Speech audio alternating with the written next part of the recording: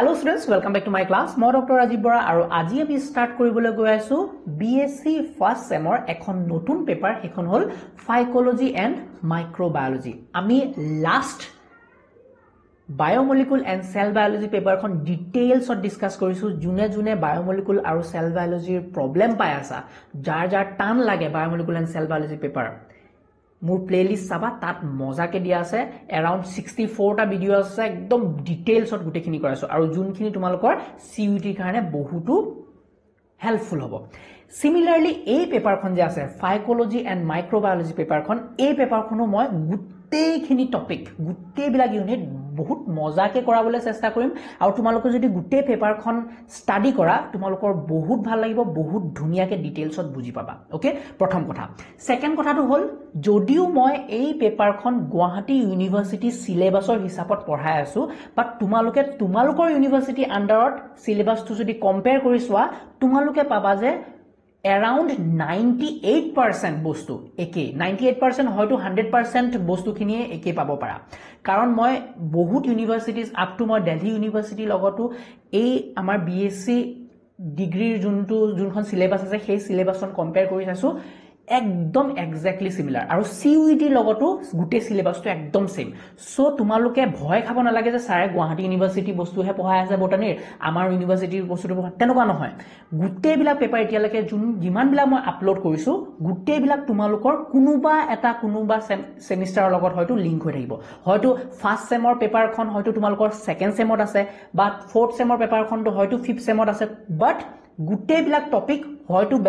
বেলেগকে কভাৰ হৈ গৈছে। সো প্লিজ মোৰ ভিডিঅ'ৰ বেলেগ প্লেলিষ্ট খিনি তোমালোকে ফলো কৰিবা আৰু তোমালোকৰ মতে তোমালোকে পঢ়া ষ্টাৰ্ট কৰিবা। আৰু যদি তোমালোকক নোটছ লাগে, you can always check my website okhomiyabio.com। তাত তোমালোকে পেপাৰ ৱাইজ গুৱাহাটী ইউনিভাৰ্চিটি আন্ডাৰত প্লাছ মই ডিব্ৰুগড় ইউনিভাৰ্চিটিও কেইখনমান পেপাৰ আপলোড কৰিছো ধুনীয়াকে, তোমালোকে তাৰ পৰা গৈ পেলাই নোটছ বিলাকো ডাউনলোড কৰি ল'ব পাৰা। Okay, so let's start with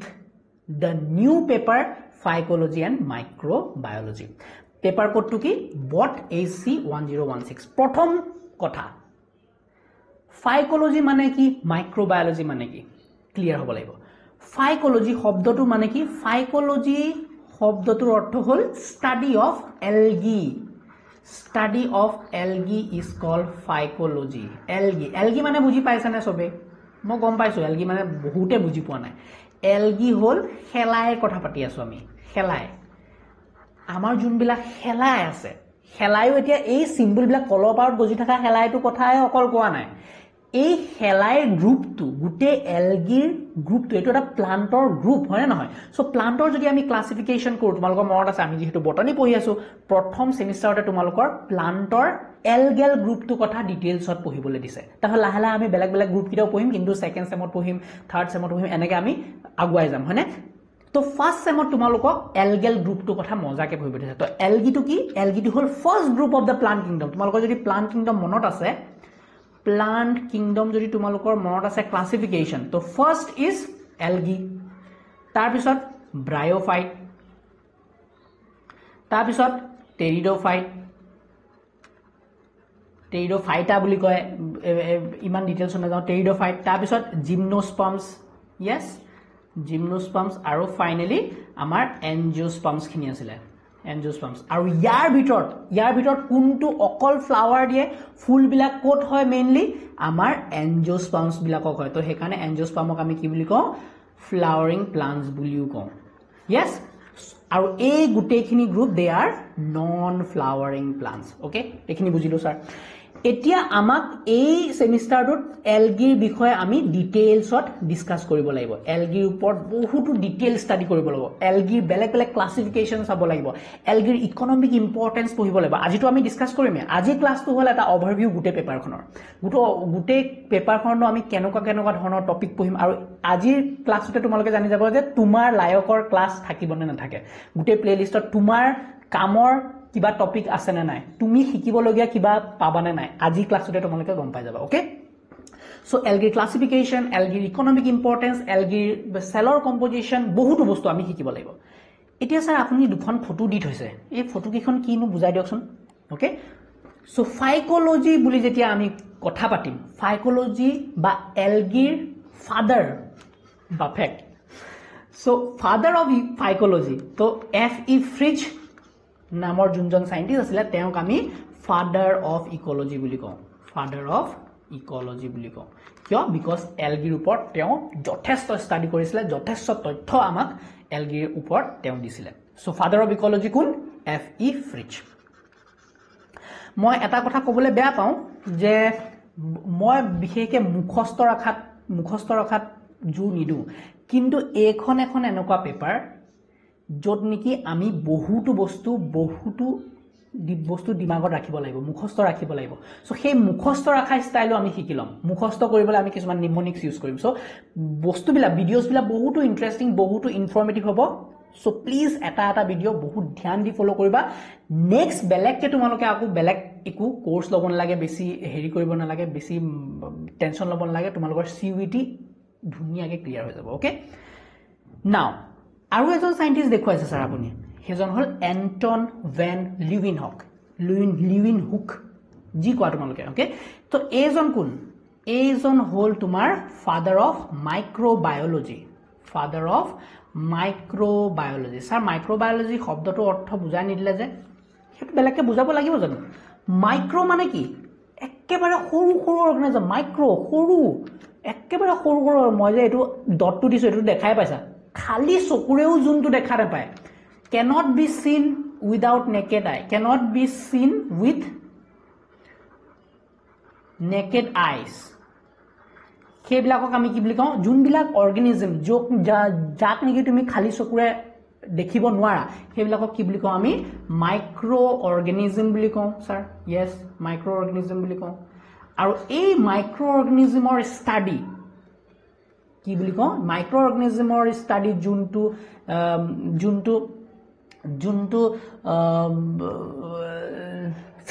ফিল্ডত কৰা হয় সেইটো হ'ল microbiology so study of microorganism is called microbiology তো মাইক্ৰোঅৰ্গানিজমৰ বিষয়ে আমি ডিটেইলছত ডিছকাছ কৰিম তো মাইক্ৰোঅৰ্গানিজমৰ আন্ডাৰত স্যাৰ কি পৰিব মাইক্ৰোঅৰ্গানিজমত আমি ডিছকাছ কৰিব লাগিব ব্যাকটেৰিয়াৰ বিষয়ে হয়নে ব্যাকটেৰিয়াবিলাক আমি খালি চকুৰে দেখা নাপাওঁ আমি ষ্টাডি কৰিব লাগিব ভাইৰাছৰ বিষয়ে আমি ষ্টাডি কৰিব লাগিব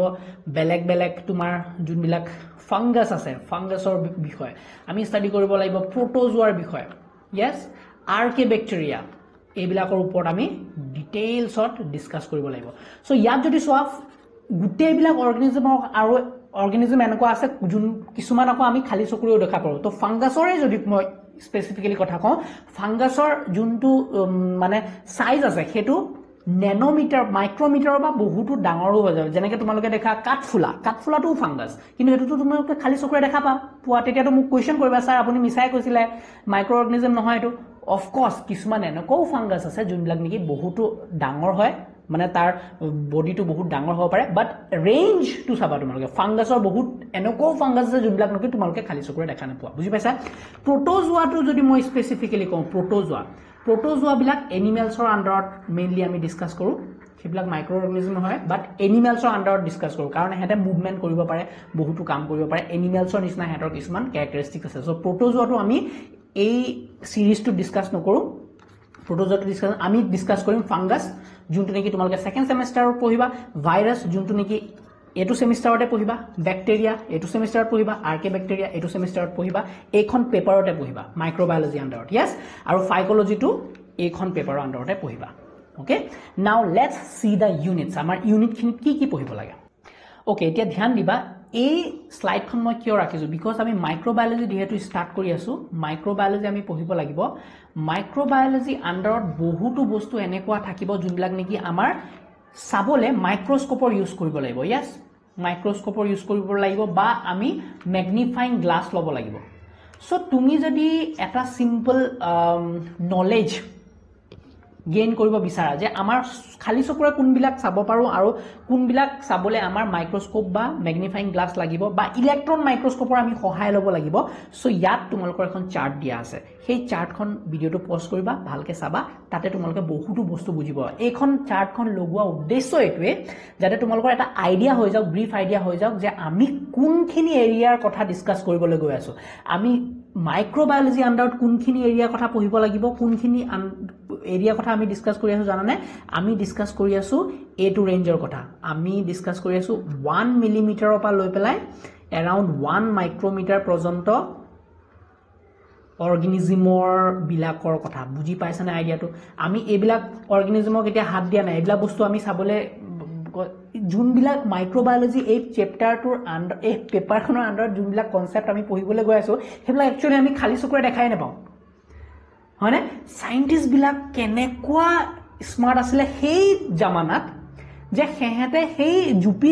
ম্যাগনিফাইং গ্লাস লৈ লাইট মাইক্ৰোস্কোপ উলিয়াই পেলাই হেহেতে এইবিলাকৰ অধ্যয়ন কৰিছে হেহেতৰ ইমান ডিটেইলড তথ্যবিলাক আমাক দি থৈ গৈছে সো আমি প্ৰথম কথা হল এপ্ৰিচিয়েট কৰিব লাগিব আমি ধন্যবাদ দিব লাগিব সেই মানে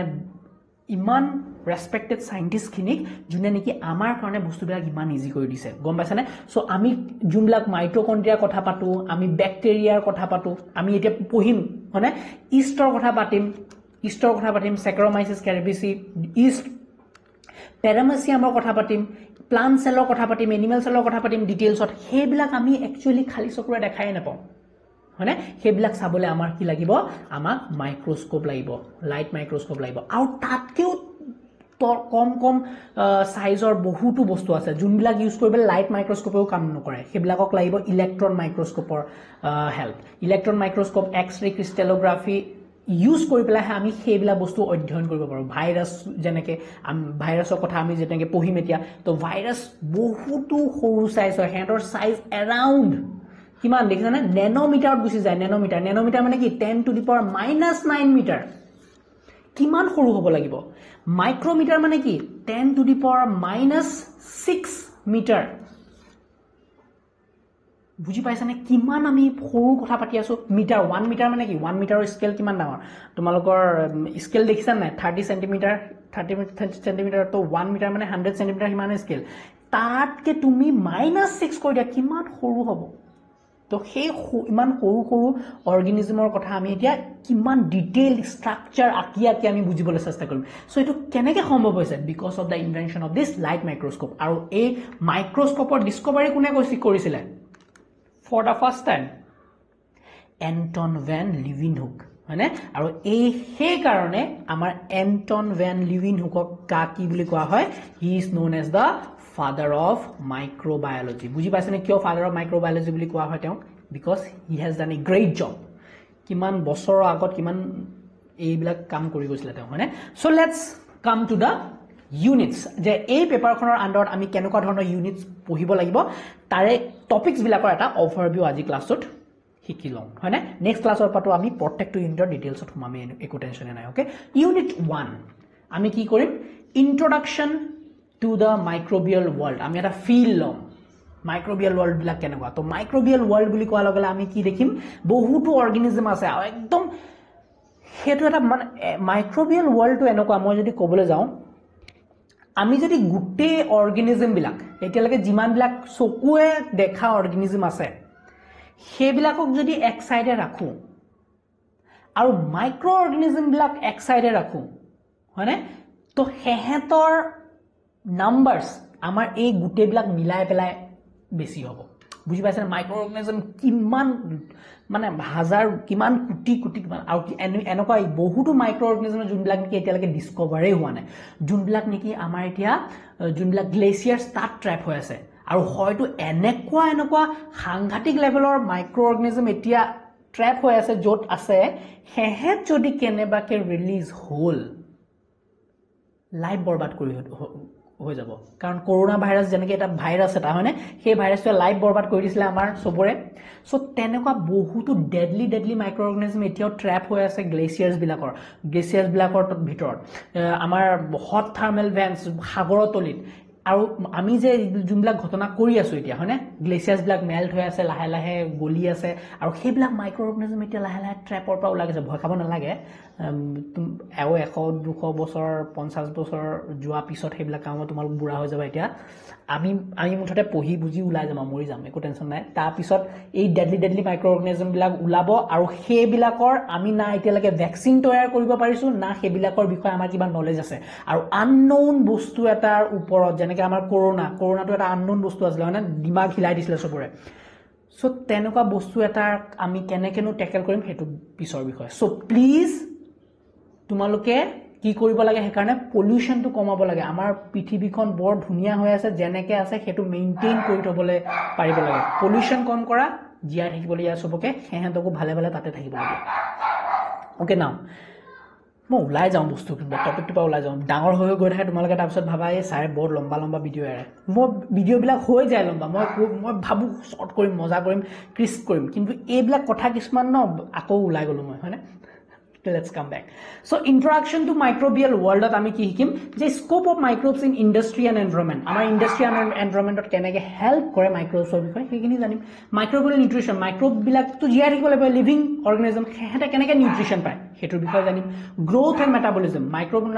organism ma kenege grow kore hetor reproduction hoy niki reproduction jodi hoy kenege kore to binary fission or kotha pohim growth curve or bikhoy pohim lag log stationary phase death phase ebla bostu hikim আমি তাৰপিছত আমি শিকিম মাইক্ৰোবিয়াল মেটাবলিজমৰ বিষয়ে যেনেকৈ metabolism এটা অভাৰভিউহে পঢ়িব দিছে দেই মেটাবলিজম ডিটেইলছত পঢ়িব দিয়া নাই কিয় বিকজ তোমালোকৰ হয়তো 6 চেমত মেটাবলিজমৰ কনসেপ্টটো ডিটেইলছত আছে তোমালোকে অলৰেডি ভিডিঅ' ফলো কৰিব 6 চেমৰ অলৰেডি আপলোড কৰা আছে বস্তু নালাগে এতিয়া পঢ়িব লাহে লাহে পঢ়িবা ইমান টেনচন কিয় ল'ব লাগে ছাৰ লাহে লাহে যাম আমি okay so the concept of anabolism মানে কি আমি ডিটেইলছৰ কথা পাতিম ইউনিট 1ত যেতিয়া কথা পাতিম ক্যাটাবলিজম মানে এটিপি জেনেৰেটিং পাথৱে য'ত আমি ৰেসপিৰেশন ফাৰ্মেন্টেশনৰ কথা পাতিম সো মাইক্ৰোবিয়ালৰ কথা পাতিলে এয়া আমি ফাংগাছৰ কথা পাতি আছো ফাংগাছ এটোটো দেখি চাইছো খালি চকুৰে বহুতো এনেকুৱা ফাংগাছ আছে যোনবিলাক খালি চকুৰে নেদেখা ওকে এটো ভাইৰাছৰ কথা পাতিছো এটো স্পেসিফিক্যালি এটো কৰোনা ভাইৰাছৰ মই ফটো দিছো হয়নে এনেকুৱা বহুতো লাখ লাখ বেলেগ বেলেগ টাইপৰ ভাইৰাছ আছে মই এটা ভাইৰাছ আকি বহুত ভাল পাওঁ হেতু মকৰাটো নিচিনা এটো হল ব্যাকটেৰিওফেজ এটো এটা ভাইৰাছ দেই এনেকুৱা ব্যাকটেৰিওফেজ এটো ব্যাকটেৰিওফেজ এটো ব্যাকটেৰিওফেজটো কি কয় এটো এটা ভাইৰাছ ইয়াৰ নাম এটো এটা ভাইৰাছ বাট ইয়াৰ নাম ব্যাকটেৰিওফেজ বা ব্যাকটেৰিওফাজ কি কৰে এই ভাইৰাছটোৱে ব্যাকটেৰিয়া খায় ইন্টাৰেষ্টিং নহয় নে ভাইৰাছে ব্যাকটেৰিয়া খাব আৰু হেকাৰণে এই ভাইৰাছটো নামে দি দিছে ব্যাকটেৰিওফেজ কোনোটা লাগে এটো ব্যাকটেৰিয়া নেকি নহয় ইট ইজ এ ভাইৰাছ মনত ৰাখিবা ভেৰি ইম্পৰ্টেন্ট কনসেপ্ট সৰুকে এটা ইনফৰমেশন দি দিছো আৰু নেক্সট এটো হল প্ৰোটোজোয়া এবিলাক হল প্ৰোটোজোয়া বিলাক এনিমেলছৰ নিচিনা হয়নে এই কাৰণে এনিমেলছৰ আন্ডাৰত আমি প্ৰোটোজোয়াটো পঢ়ো এতিয়া নপঢ়ো আমি দৰকাৰ নাই বাট দিস আৰ অলসো মাইক্ৰো অৰ্গানিজমছ এবিলাক হল ব্যাকটেৰিয়াৰ এটা বহুত তুমি এক্সাম্পল শুনিবা বহুত জায়গা শুনিবা ই কোলাই ইচেৰেচিয়া কোলাই ইচেৰেচিয়া কোলাই ই কোলাই কথা তোমালোকে শুনিয়ে থাকিবা ই কোলাইটো বহুত important for genetic engineering biotechnology বহুতো ইম্পৰ্টেন্ট কামত লাগে সো ই কোলাইটো বহুত ইম্পৰ্টেন্ট ব্যাকটেৰিয়া নাম এটা কৰিব ইউনিট 2 আমি পঢ়িব লাগিব ডিটেইলছ ভাইৰাছৰ বিষয় ভাইৰাছৰ ফিজিকো কেমিক্যাল বায়োলজিক্যাল ক্যাৰেক্টাৰিষ্টিক্স কেনেকুৱা ক্যাৰেক্টাৰিষ্টিক্স ভাইৰাছক কি বুলি কওঁ আমি virus is neither living nor non living কিয় because ভাইৰাছ এটা যদি মই টেবুলখনত পৰি থাকে ই নন লিভিং হিচাপে কাম কৰিব কিন্তু যেতিয়াই তুমি সেই ভাইৰাছটো তোমাৰ বডি থুমাব উৰি পেলাই সোমালে তুমি টাচ কৰিলা তোমাৰ বডিৰ সাইডেদি সোমাই গল যদি তোমাৰ বডিৰ ভিতৰত সোমাই গল ই লিভিং হিচাপে কাম কৰিব তো ভাইৰাছ বিলাক এনেকুৱা এটা বস্তু দে বিহেভ as non living যেতিয়া বাহিৰত থাকে but start behaving like living যেতিয়া তোমাৰ বডি ভিতৰত পায় সো এটা এটা বহুত ইন্টাৰেষ্টিং এটা অৰ্গানিজম হয় গম পাইছানে সো ইয়াৰ ক্লাসিফিকেশন কৰিব বাল্টিমোৰ ক্লাসিফিকেশন ইয়াৰ জেনাৰেল ক্যাৰেক্টাৰিষ্টিক্স জানিম ৰেফাৰেন্স জানিম ভাইৰাছ আৰু প্ৰায়ন্সৰ কথা জানিম ভাইৰাছে কেনেকৈ ৰেপ্লিকেট কৰে হেতু জানিম ডিএনএ ভাইৰাছৰ টি ফেজৰ বিষয়ে জানিম লাইটিক এণ্ড লাইসোজেনিক সাইকেলৰ বিষয়ে জানিম ভাইৰাছ বিলাকে এটো ৰেপ্লিকেশন কৰা এটা style lytic lysogenic cycle RNA ভাইৰাছৰ বিষয়ে জানিম টিএমবি টোবাকো মোজাইক ভাইৰাছৰ কথা শিকিম ইকোনমিক ইম্পৰ্টেন্স আছে নেকি বা ভাইৰাছৰ তাৰ কথা জানিম in reference to vaccine production ot help kore virus bilake research ot help kore medicine diagnostic ot help kore aru belek plant or disease ot no keneke virus bilake role play kore hetu bostu hikim bacteria kotha ami details ot pohim bacteria general characteristics o hikim bacteria characteristics ki bacteria bilake keneke khaye keneke thake keneke kot থাকি ভাল পায় life cycle কেনেকুৱা হয় বিলাকৰ বিষয়ে জানিম টাইপছৰ বিষয়ে শিকিব লাগিব কাৰকাৰ আৰ্কিবেক্টেৰিয়া ইউ বেক্টেৰিয়া অ্যাক্টিনোমাইসিটিস মাইকোপ্লাজমা ৰিকেটছিয়া ক্লেমাইডিয়া আৰু স্পেৰোপ্লাষ্ট ইয়াৰ ভিতৰত এই যোনটো মানুহ আছে মানুহ নহয় এই যোনটো বেক্টেৰিয়া আছে mycoplasma smallest cell smallest cell in the world. সবতকে সৰু সেলটো নাম microplasma okay now start cell structure পঢ়িব লাগিব নিউট্ৰিশনাল টাইপ পঢ়িব লাগিব ৰিপ্ৰডাকশন কেনেকৈ হয় vegetative asexual and recombination conjugation transformation আৰু ট্ৰান্সডাকশ্যনৰ বিষয়ে ডিটেইলছত পঢ়িম এতিয়া এক্সপ্লেইন নকৰো দীঘলৈ যাব এনে economic importance of bacteria reference to agriculture industry alcohol antibiotic production কেনেকৈ কৰে হেতু জানি এলগি খেলাই বিষয়ে ডিটেইলছ জানিম general characteristics ecology and distribution range of thallus organisation thallus মানে কি স্যাৰ থেলাছ মানে হল যোনবিলাক এলগি আছে ধ্যান দিবা দেই যোনবিলাক এলগি এবিলাক হল সিম্পল নন ফ্লাৱাৰিং বুলি গম পালো মানে ফ্লাৱাৰ নকৰে টাইপ টিপিক্যালি একুৱেটিক প্লান্ট পানীত পোৱা যায় বিশেষকৈ মোস্ট অফ দা এলগি তুমি পানীত পাবা সাগৰত পাবা এনেকুৱা এলগি আছে যোনবিলাক নেকি 50 ফিট পৰ্যন্ত হ'ব পাৰে 50 ফিট বিল্ডিং সমান বুজি পাইছা না 50 ফিট ধেমালি নেকি কিমান ওখ এলগিও থাকিব পাৰে সো মেইনলি এলগি বিলাক আমি পাওঁ পানীত আৰু এইবিলাক এটা লাৰ্জাৰ গ্ৰুপ যি নেকি সিউইড হিচাপৰ কাম কৰে এতিয়া যদি এলগি কথা কওঁ এহেতৰ স্পেশালিটি কি এহেতৰ গাত ক্লোৰোফিল পিগমেন্টছ বিলাক থাকে আৰু ক্লোৰোফিল মানে গম পাওঁ যে এহেতে কি কৰিব পাৰিব ফটোসিনথেসিস কৰিব পাৰে yes সো হেতু কাৰণে এহেত বহুত স্পেশাল এহেতৰ স্টেম ৰুট লিভস এইবিলাক নাথাকে মানে এলগি এটা দেখিবলে খেলা এটা কেনেকুৱা তোমালোকে মন কৰাচোন চকু বন্ধ কৰি কলৰ পাৰত যোনবিলাক খেলা আছে সেই খেলাইটোত ৰুটস দেখিব পোৱা নাই স্যাৰ ৰুটৰ নিচিনা একো নাই লিভস আছে নে লিফৰ নিচিনা হয় কিন্তু লিফ বুলিতো আমি ক'ব নোৱাৰো সেইবিলাক লিফ নেকি আমি লিফ বুলি দেখা নাপাওঁ স্টেম আছে নে স্টেম নাই কাণ্ড নাই সো সেইবিলাকৰ ট্ৰু ৰুট স্টেম আৰু লিভ যেহেতু নাই হেহেতৰ বডিত বিলাক কেনেকুৱা সেপেটা মোস্টলি সেপেটা আৰু সেই সেপেটা যোনবিলাক বডি থাকে সেইবিলাক আমি কওঁ থেলাছ বুলি সো থেলাছৰ অৰ্গানাইজেশ্যন বেলেগ টাইপৰ থেলাছৰ অৰ্গানাইজেশ্যন হ'ব পাৰে সেই তাৰ বিষয়ে পঢ়িম এলগি সেলৰ ষ্ট্ৰাকচাৰ চাম সেলৰ কম্পোনেন্ট চাম সেল ওয়াল কেনেকুৱা ধৰণৰ পিগমেন্টছ থাকে ৰিজাৰ্ভ ফুড কেনেকুৱা ফ্লেজিলা থাকে না যদি থাকে কেনেকুৱা হয় ৰিপ্ৰডাকশন কেনেকৈ কৰে হেতুৰ বিষয়ে জানিম এলগিৰ ক্লাসিফিকেশন শিকিম ইভলিউশনাৰী সিগনিফিকেন্স অফ প্ৰক্লৰন তাৰ বিষয়ে ইভলিউশনাৰী সিগনিফিকেন্স চাম কেনেকৈ এলগি বিলাক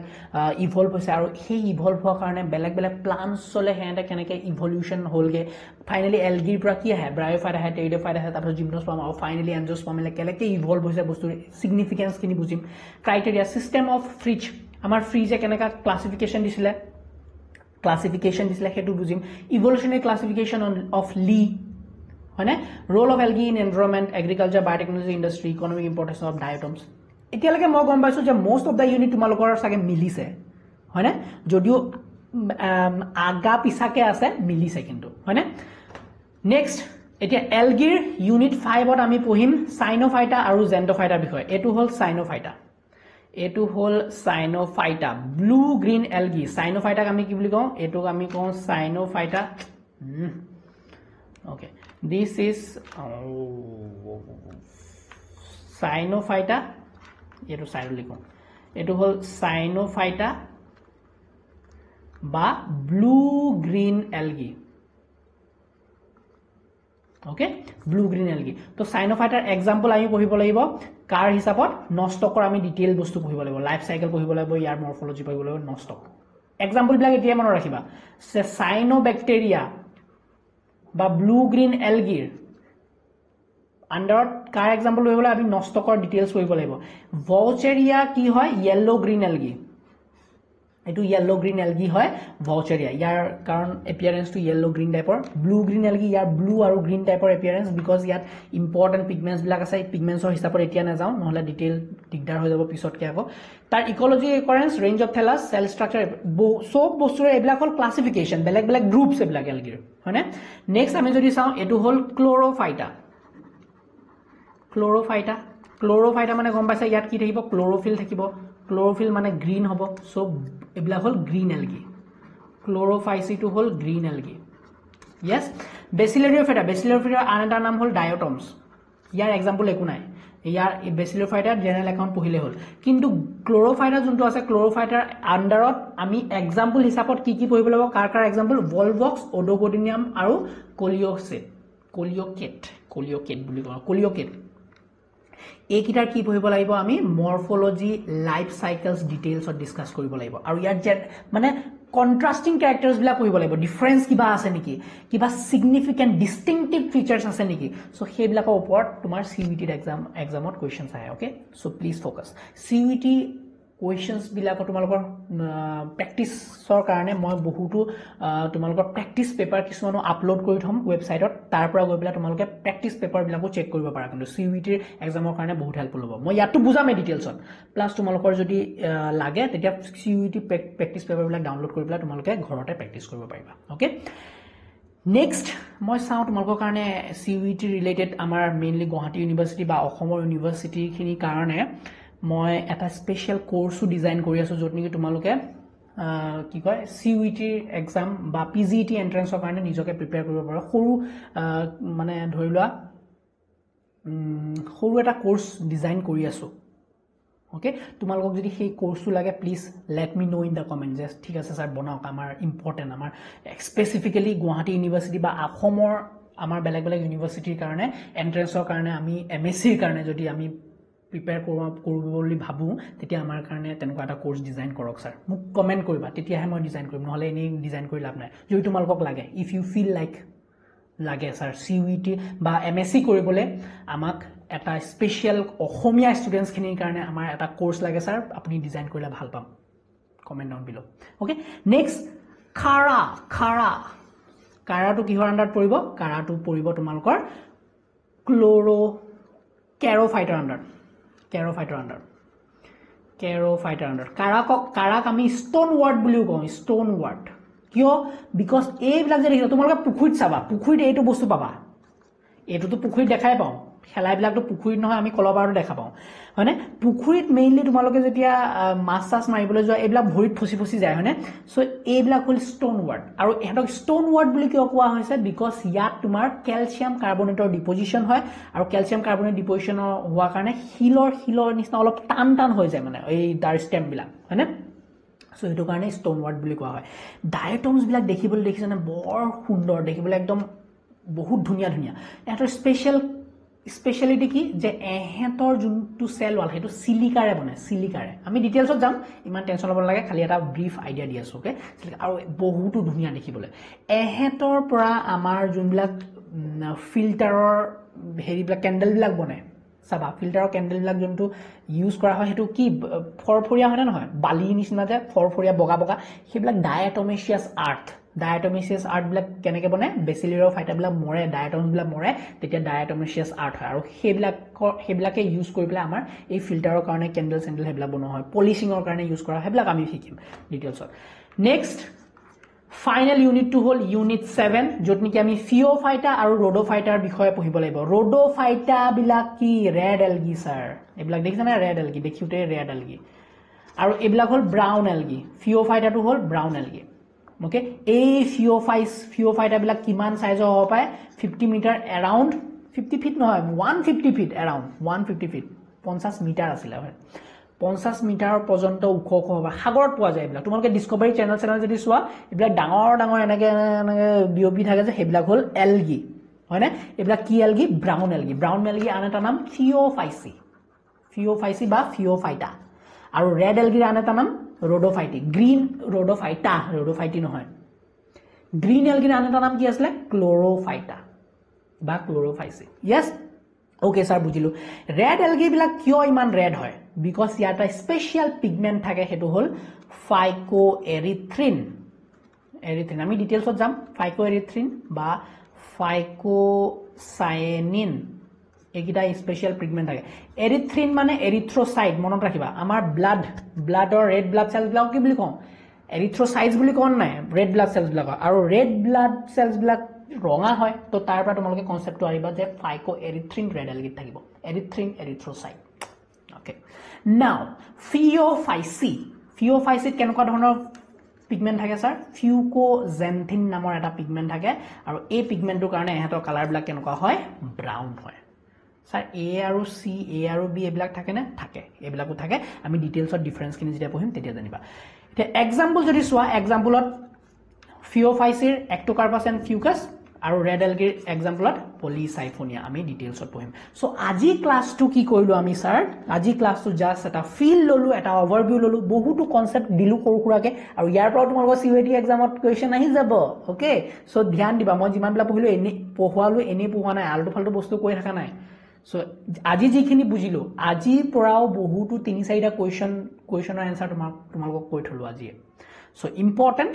আৰু নেক্সট ক্লাছৰ পৰা আমি কি কৰিম ইউনিট 1 টু ডিটেইলছত পঢ়িবলৈ ষ্টাৰ্ট কৰিম thank you so much for watching my video যদি ভিডিওটো ভাল লাগিলে you can always like share and subscribe to the channel যদি তোমালোকে প্ৰথমবাৰৰ কাৰণে আহিছা meet you in the next class